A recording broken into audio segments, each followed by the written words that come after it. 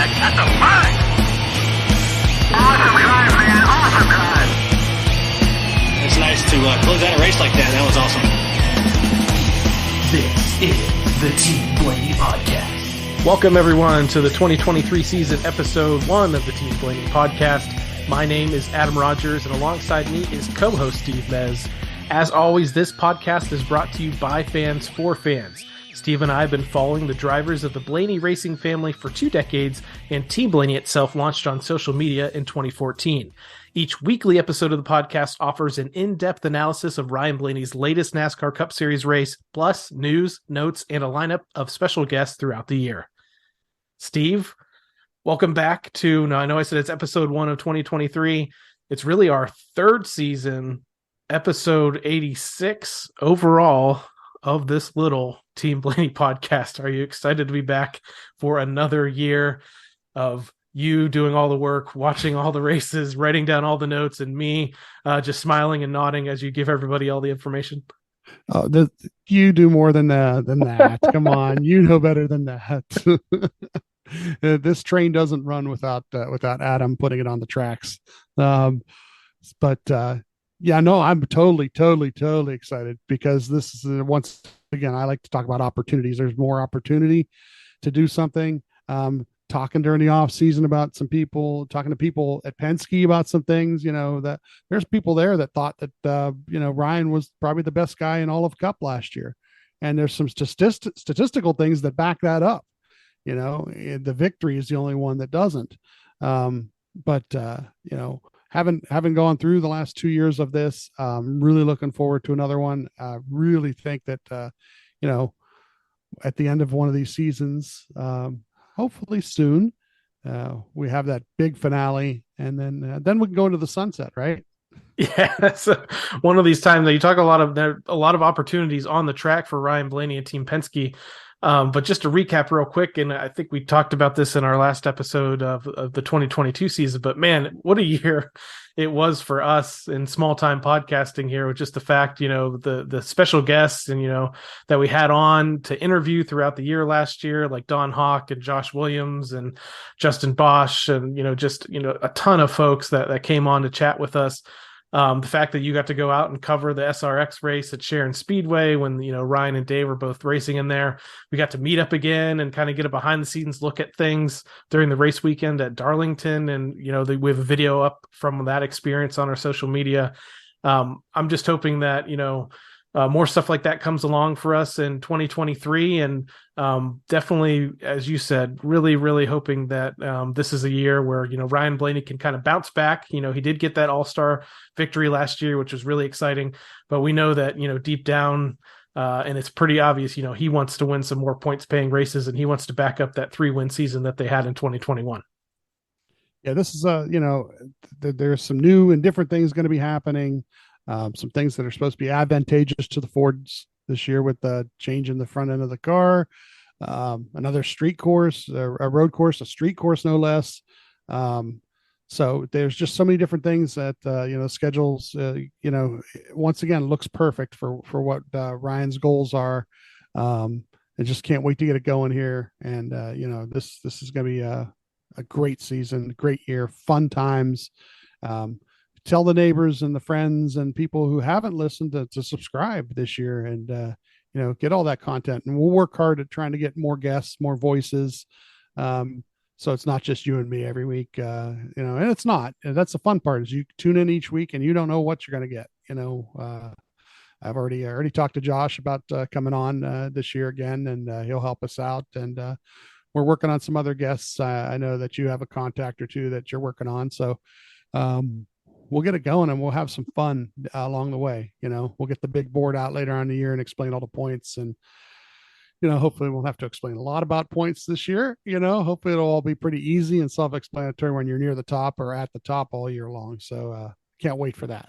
Yeah, definitely looking forward to it. And like I said at the top of the show, on our normal weekly podcast, we're giving like an in-depth race analysis. So, Steve's taking notes as he's listening to the races.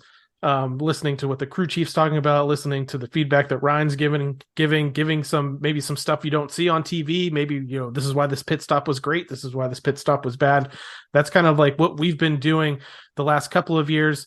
And then also mentioned getting in some special guests. So since we don't have a race to recap, because this is the start of the season and our very first episode, we are going to kick off the year with a special guest. And that special guest we're bringing on is Taylor Kitchen. Taylor is a NASCAR content creator, so you're probably familiar with her if you've been on any form of social media that's out there. She's also a host of Above the Yellow Line. You can find that on YouTube and also in podcast form. Taylor, welcome to our show. Hi, thanks for having me. I appreciate it. So as I said, you're kind of all over social media, especially NASCAR social media. Pretty much anything and everything people want to follow, you're on there with videos and podcasts and other things on YouTube. And you do a lot when there's breaking news out there, giving your thoughts and opinions. And so I think a lot of our listeners and viewers here are going to be pretty familiar with your work. Yeah, social media is kind of my home.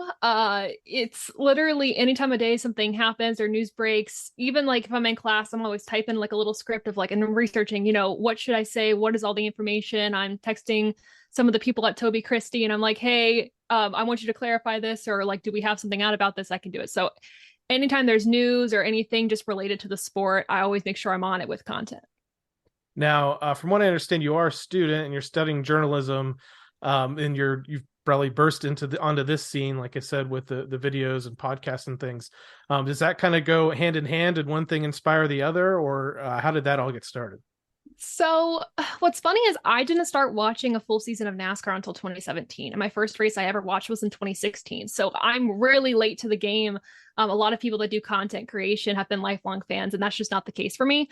But I started doing the Above the Yellow Line show in 2021. I was really, really sick and I really didn't have anything to do. I wasn't able to go to school and everything like that. And I'm like, well, I like NASCAR. I have nobody to talk about it with in my small town. And I was like, let's just start a podcast type thing and just see where it goes, see if we get any reception there. So, and at that point, I don't think I was actually a journalism major. I think I might have at that time been a media production major. I changed majors like 5 times, but I really think I've always loved storytelling. And I just never knew how to do it until I was introduced to the journalism program at my university and, kind of found that way of storytelling is what I wanted to do. I didn't want to tell fictional stories. I wanted to tell stories of real life people, what's happening. And with NASCAR, it just kind of clicked.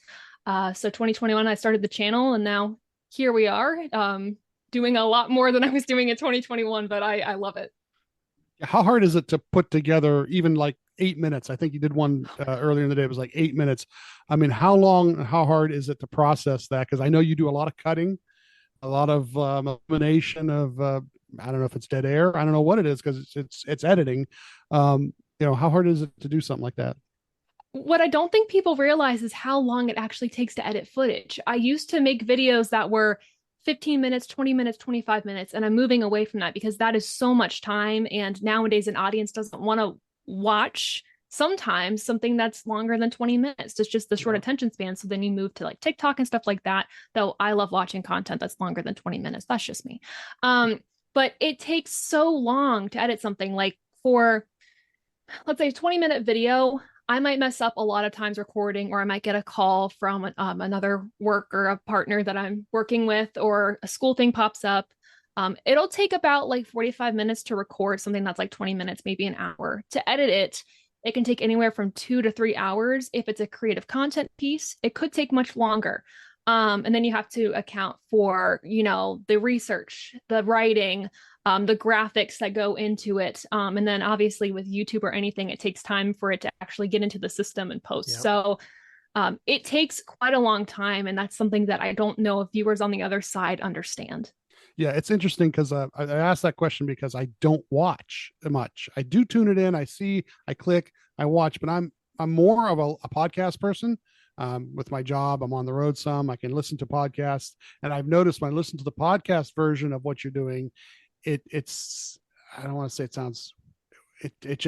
You can hear the cuts basically because you're not watching.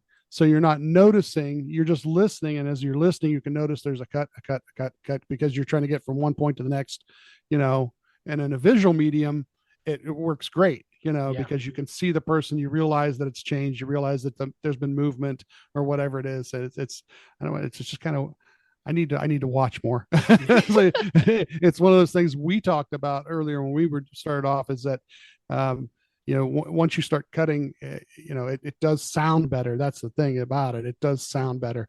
And, it's really interesting to hear how you process that.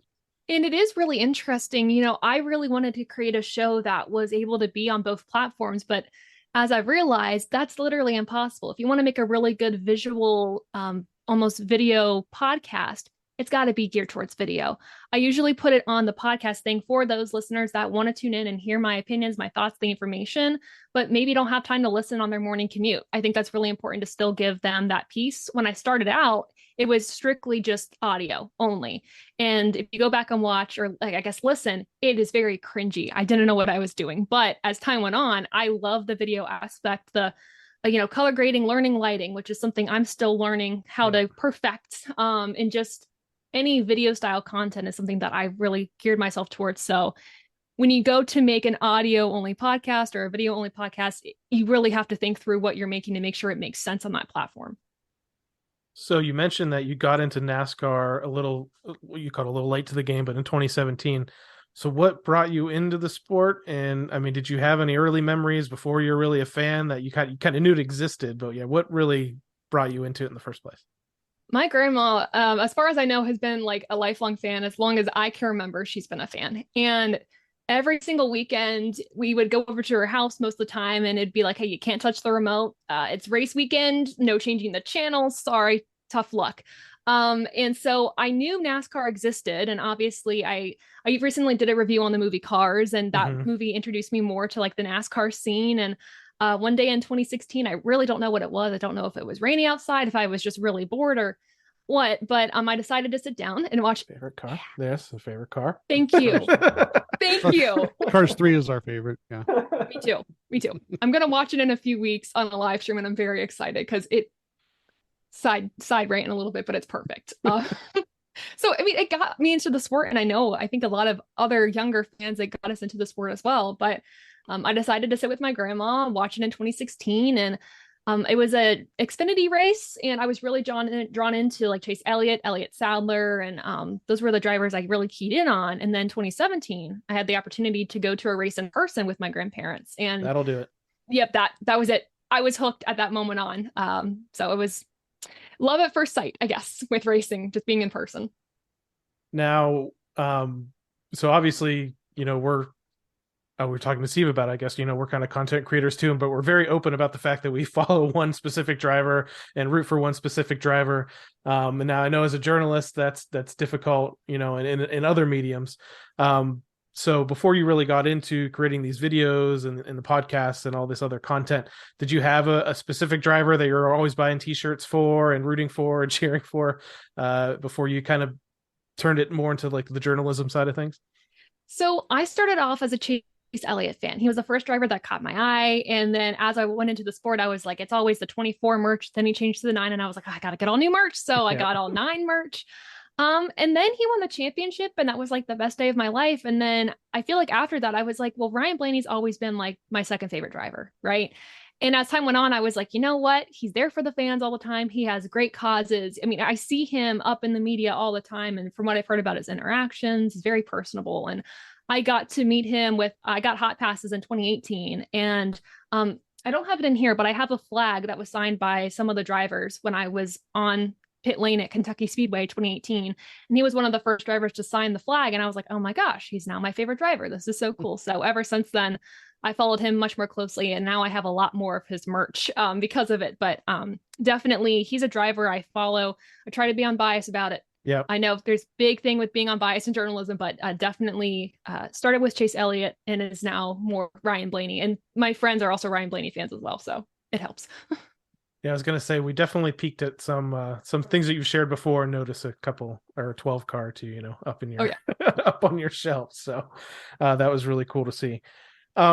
So now that you're a few years into, or a couple of years into doing this, is this kind of your goal professionally? Do you want to stay in the NASCAR world, and do you have any goals or next steps that you'd like to be What's funny is, so last summer I got the opportunity to work with Austin Terrio, ARCA champion, with marketing for his drivers, for his driver development program on the social media side. And that's the first time I really got to work behind the camera. And of course, for my channel, I do it all. I produce, I write, I edit, I post. But I'm also still on camera for that. For this, I'm completely behind the scenes. I'm planning the content. I'm, talking to the drivers during the race weekend. I'm contracting videographers to go out and record them so we can make some professional, really nice videos. And I really enjoyed that. So for me, my goal for this year really is just exploring my options in the industry. I want to end up working with NASCAR, with a team, whatever it may be in the racing world. It's a matter of figuring out where I feel like my skill set works best and where I really excel and enjoy my work. And obviously I enjoy the podcast stuff and I enjoy working with the drivers. But it's a lot about exploring this year and figuring out where I really want to be, but I'm always open to any opportunity. I have a few interesting opportunities coming up, I believe, that I cannot talk about yet, but That's good. but still everything's just really exciting. And I'm glad to just been lucky to be in the position I am to be able to explore like this. Yeah, I know. I got to see you were at Mid Ohio last year covering the Truck Series race there. Was that for your channel? Was that for somebody else? Are you like contracted out sometimes? Or? So at Mid Ohio, that was my first time covering a race at the track. And I was doing an internship over the summer with the Podium Finish, which is where I started more so on the writing side of things. I'm Rob Tiungson, who runs that amazing organization. I was able to kind of go under his wing in that weekend. Their photographer, he also does writing, Stephen Conley.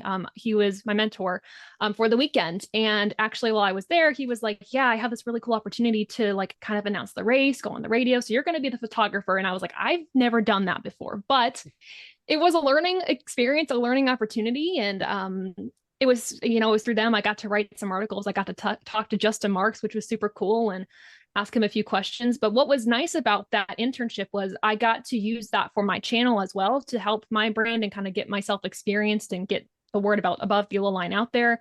I got to also work in a little bit more of a professional setting and kind of seeing if writing was the way I wanted to go. But I also got to work with Toby Christie. So with freelance, you're working for so many different organizations at once. But it was nice to kind of be able to work with all three of those organizations, mine included with that, to kind of get myself a little bit more into the industry in person for the first time.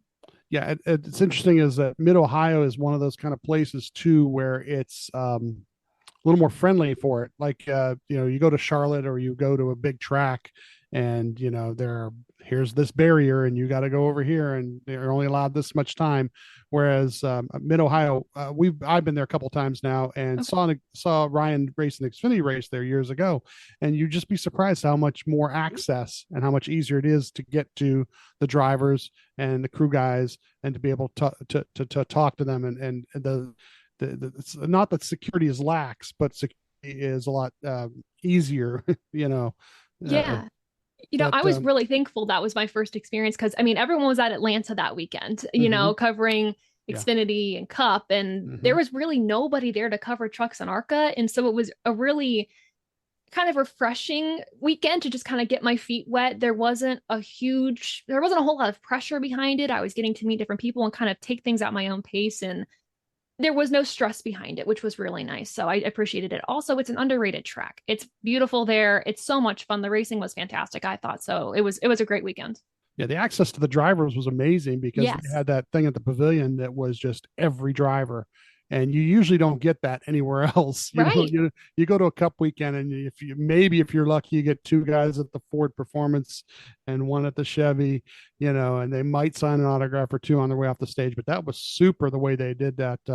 You had to have a ticket to get to it, but all those people got to meet every driver they wanted to meet, and there's a lot to be said for that. That was made it a lot easier, I know, for you to get to talk and access to all those people too. So absolutely. Now, I've had the opportunity in my day job as a journalist to cover a handful of races at Daytona International Speedway. And then we've had a few different, crew members from Team Penske and people from some tracks and other racing organizations come on, and we've interviewed them. So I know that, kind of what the butterflies you can get in your stomach or how you can get a little bit nervous before doing that. Can you talk a little bit about your preparation and, has that gotten easier over the last couple of years from maybe your first interview with kind of a big name person up to your most recent one? You know, for me, it never gets easier. Sometimes it depends on who I'm talking to, and if I've had like good social interactions with them, I'm like, all right, there's really no pressure here. Like we're on familiar terms. Like we're gonna try to get Brayton Laster on the show, from the ARCA series, after Daytona, which like we've been familiar with each other from like Twitter and everything. So I'm like, this will be like a really fun interview, like low key. Now, if it's someone like I don't know, like if I were to interview like an Alan Bestwick, I would panic, because like obviously, I mean, I know a little bit more about his history there and just knowing like how big of a name he is. The preparation is still the same though. I spend maybe like a few hours like for like the week during the week, or I guess a few hours a day leading up to the interview, just making sure I have the facts right. I know their background. I scroll through social media, making sure I have recent events in their life that I could probably highlight or pull from. And when I go into an interview, I try not to focus a lot on the stats and kind of the career highlights. I like to focus on the person. And I think part of that has to do with me being new to the sport and kind of just wanting to learn a little bit more about the people in the industry as people, as opposed to, their great achievements, which I want to learn. But it's also like, behind the helmet, behind whatever, who are you as a person and what do you value? So, the butterflies never cease to exist. Sometimes they get worse as time goes on, but the preparation always stays the same. Now, you mentioned an ARCA driver there that you're trying to get on, but I know there's another ARCA driver there that people are really interested in this year, and I know you've done a video or two on, and that's Frankie Muniz, the actor. And I was wondering if you already have your wheels turning on trying to get him on one of your programs there, because I think he has a really, really interesting story. And the fact that, I saw him race in I'm not even sure what series it was, but it was a support series for the kart series at Burke Lakefront Airport in Cleveland. And this is probably like 10, and probably more than 10, probably 15, maybe 18 years ago. So he's been racing for a long time, and I don't think people really know that. So it was kind of sad to see, a lot of these news reports coming out that he's going to run an ARCA and people kind of thinking it's a joke. And it's like, no, Frankie's a serious driver. And I think that you would be one of the perfect people to maybe get an interview with him and kind of tell that story. I would love to interview him. I know I'll be at Mid Ohio this year. He'll be at Mid Ohio, and I'm like, maybe we can link up. I get just do the introduction and be like, hey, here's my business card. Love to have you on the show. So, he's definitely a driver that I'd love to talk about. Just knowing he does have a history in racing and knowing his, his acting career and kind of how that plays into where he is now. But it is true. I mean, nobody really knows that he's a racer. And the interesting piece of it too is, with him, a big name now being an ARCA, that might draw in more eyes to ARCA this year. That's another storyline to talk about. Watch their viewership going up. So he would be someone really cool to interview. I just got to make it happen. But that's definitely on my list for this year. So we're getting ready this week. At the end of this week, NASCAR season is kind of unofficially kicking off as we head for an exhibition race at the LA Coliseum, the second year that they're running the Clash. But first of all, are you excited just for the start of another season? Like I've already been getting, I went to the Roar before the 24. I'm gone to the 24 hours race as well. Pretty much any racing that I can get to down here right now, which luckily in Florida, there's a lot still. I'm just been trying to get to anything, just trying to bridge that gap to NASCAR starting. So are you feeling that same sort of excitement for this year? Oh yeah, I'm excited. Every year brings different storylines, new things to watch. And I think this year there's a lot more to watch than we thought originally, which is exciting. And during the off season, it wasn't really an off season because there was so much news coming out. So it's kind of just, for me, that's what bridged the gap going into this year. I wasn't able to go to races, which really sucks. I would have loved to, but definitely ready for 2023. Some new storylines, new personalities, and also maybe some new rivalries to discuss, which would be kind of refreshing. So I'm ready.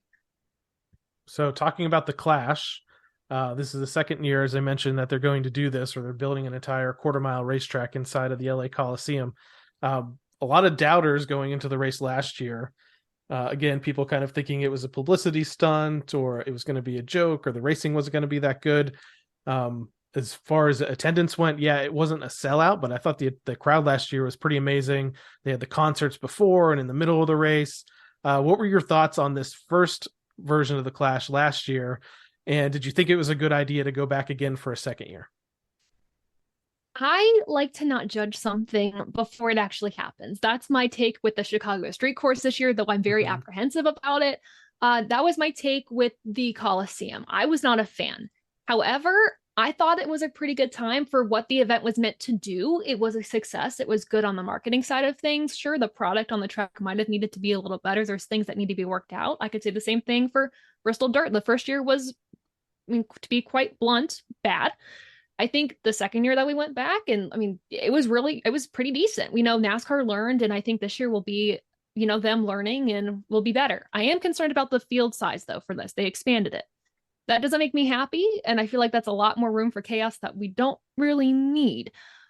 But I am excited for it, looking forward to it, and I think what Wiz Khalifa is like the halftime performance. Yeah, I think so. That should be interesting too. So we'll see, and hopefully more butts and seats going into the weekend. So that it'll be interesting one for sure.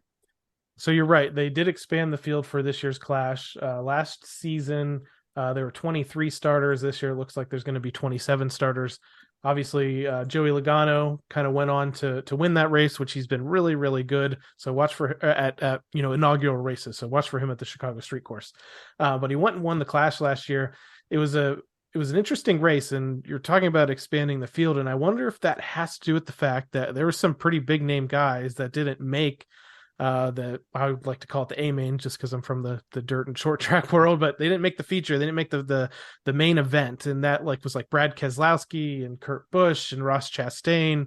I think Truex would have missed the field, but I think he got in on a points provisional.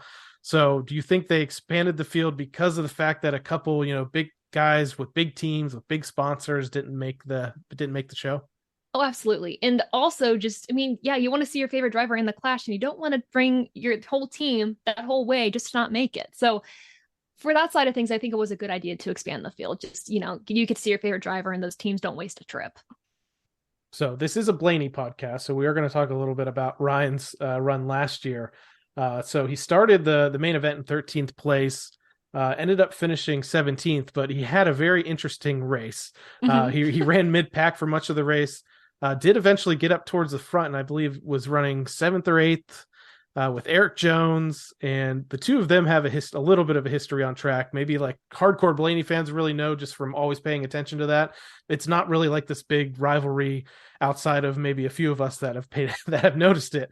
But it kind of kicked off the year on a sour note between the two of them, and then he kind of famously, went to the infield. Hopped out of his car, hopped over a wall that some people have seen a little bit on video. One of the other Blaney related Twitter followers was actually at the race and caught a little bit of a video of him leaping over the wall, and then he chucks his Hans device at Eric Jones's car. But they go to restart the race.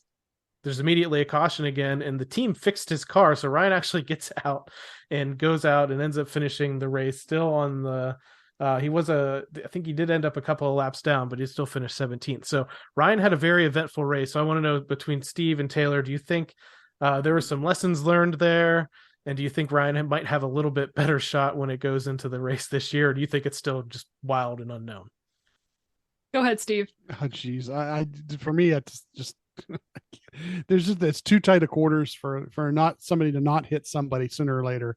And it's the chrome shoehorn, just come up on them behind him. If you have a little more car and you can loosen them up, you're going to. And unfortunately, we found out with these cars last year that they don't loosen up when you hit them from behind. And, so you end up following them longer than you want to sometimes. So yeah, it's going to be one of those things where once the pay window opens, you're going to see a bunch of guys just get crazy with each other with a couple laps to go probably, and hopefully it's not something that mars the event.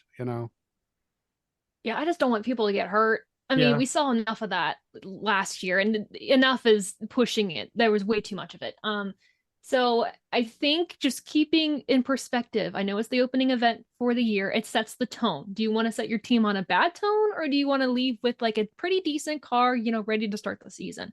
I don't know if it was bad for Ryan Blaney to start with a little bit of frustration, a little bit of a rivalry with Jones, or not, if that's what made the year not the best for them.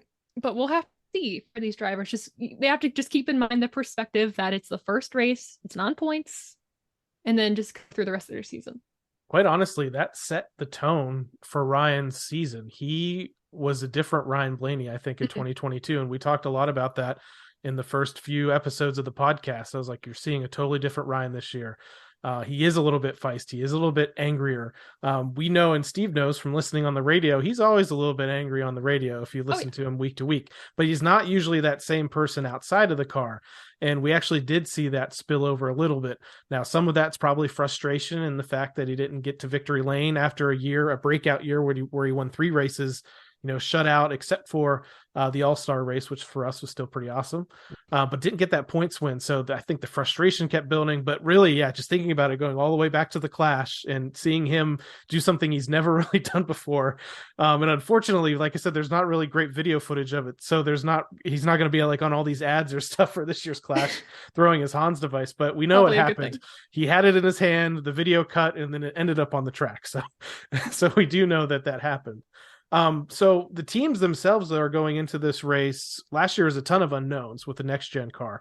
So I think one thing that they do have going for them is the fact that they have a little bit of a notebook from running some short tracks earlier. Now, this is a short track unlike any other that they've run, but I think maybe the cars might run a little bit better. The drivers might be a little bit more used to the brakes package because, before their brakes didn't brake as hard as they do now.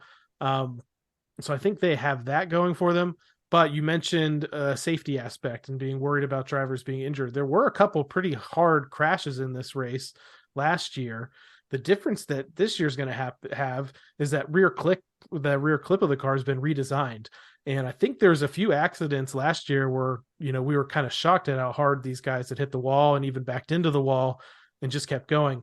I do think this year there might be a little bit more attrition with some cars actually being damaged because there's a bigger rear crumple zone in them. Yeah, they did a lot of testing as the year went on last year. The question is how much more testing is going on behind the scenes that we don't know about. And do the drivers get to see those results quickly? Like last year, there was a lot of intrigue behind who got to see the results and what the results actually were. But I guess this, like you said, the rear clip, the improvements are there.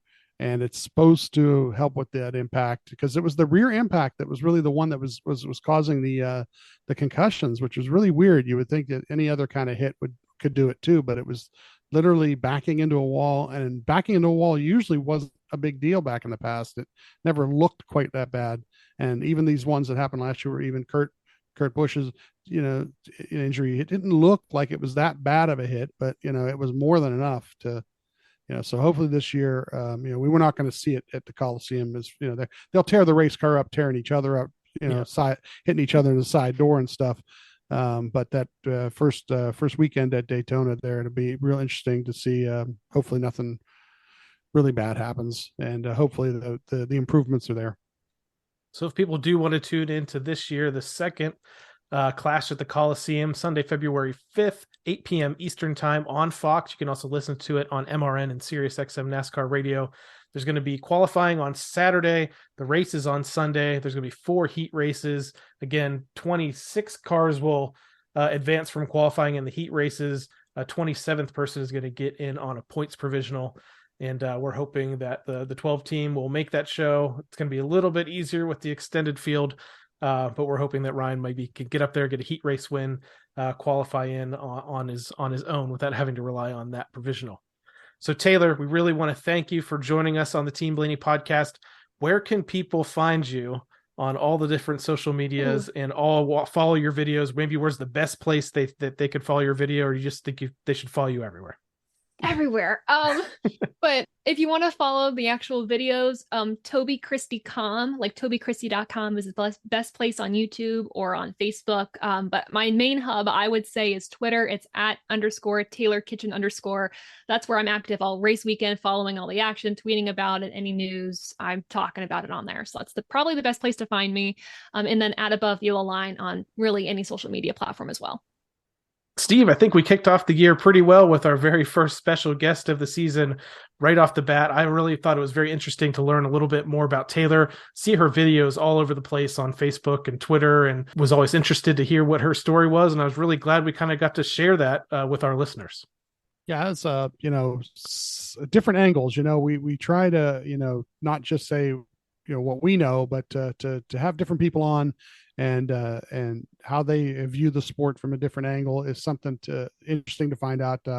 Really interesting to hear about how she creates the content, and it's really cool to tune in each week. And she's on a couple times a week, and in a couple different mediums. So like I said, go to her Twitter, find her there, and then catch every link that she puts out on all the different things that she puts online, because it's great stuff. And it was great to find out that she's actually a Blaney fan, even though she won't let it bias her too much. Yeah, she has to stay unbiased in most of her normal reporting, but it was really good to see that, she does have some Ryan gear hanging around and some die-casts. So thank you, Taylor, and thank you, everyone, all the listeners, once again, for tuning into this episode, our first episode of the year of the Team Blaney podcast. If you'd like to learn more about myself or co-host Steve, just listen to our very first episode that explores our Blaney racing fandom. You can interact with us on Facebook and Twitter at Team Blaney, and on Instagram at team.blaney.